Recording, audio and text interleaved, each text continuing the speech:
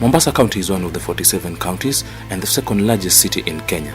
Administratively, the county is divided into 6 sub-counties, namely Mvita, Nyali, Changamwe, Jomvu, Kisauni and Likoni.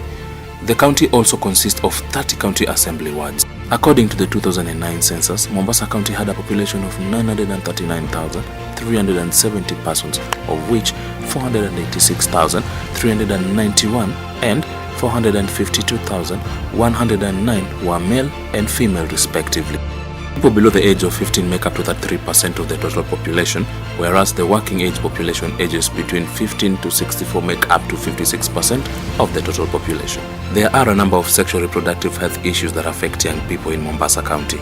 Adolescents and young people aged between 10 to 24 years account for 29%, which is 343,916 of the total population in Mombasa County.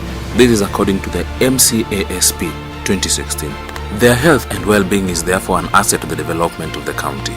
Evidence has demonstrated that this population also contributes greatly to new HIV and STI infections.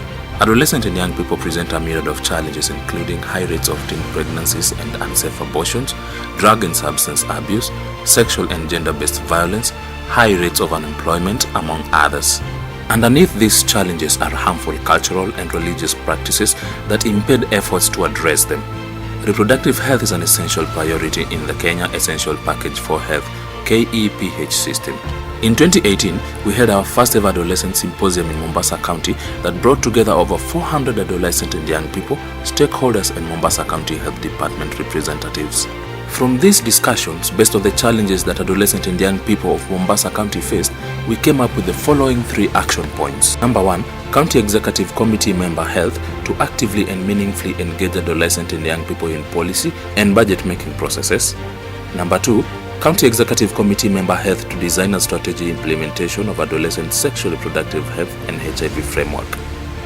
Number 3, Mombasa County Director of Education to provide implementation strategy of Basic Education Amendment Act 2017 to all schools in Mombasa.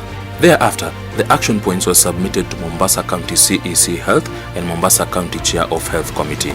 This led to the development of the first ever Mombasa County Adolescent and Young People Strategy on HIV/SRH 2018-2023. The AYP strategy was supposed to be useful for the county government in planning, budgeting, and implementing AYP response on HIV and SRH services. Adolescent and young people were supposed to be able to hold the county government responsible for the execution of the strategy.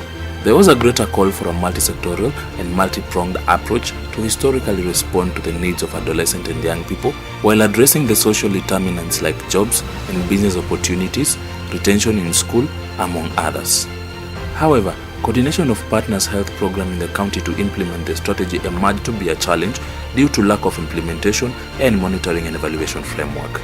Therefore, in order to have an effective and efficient coordination towards implementation of the AYP strategy, Stretchers with organization through the opportunity grant from Amplifychange in close partnership with Mombasa County Department of Health, Adolescent and Young People, stakeholders and other partners spearheaded the process of developing the monitoring and evaluation framework and implementation plan.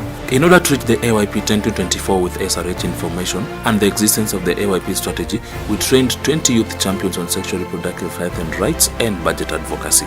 They also had a role to ensure that adolescent and young people were well informed with sexual reproductive health information as well as county development processes, i.e. budget making process. The 20 trained youth champions managed to reach a total of 1,824 adolescent and young people over project implementation period on different platforms such as consultative forums, community integrated outreaches, participated in conferences to share lessons learned, and Girl Summit.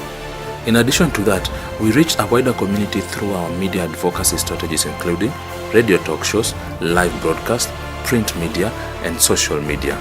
To come up with an all-inclusive M&E and implementation framework, we held a number of stakeholder meetings, roundtable meetings with key policy makers and different partners. Among the key policy makers who spearheaded the process were the Mombasa County Health Department, led by the CEC Health and Chair of Mombasa County Assembly Health Committee.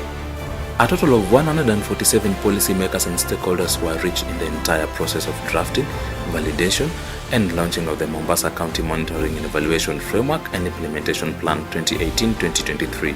In addition to that, we have seen the County Department of Health establishing Partners Coordination Office with a designated officer that coordinates all partners programs and reporting process to the county. We have also seen a number of young people meaningfully engage in county development processes and program design, implementation, and evaluation. It is evident that adolescent and young women face a number of sexual reproductive health challenges in Mombasa County, which can be solved by them. Meaningful engagement of adolescent and young people in programming and policy involvement is essential in designing effective policies that reflect their reproductive health needs.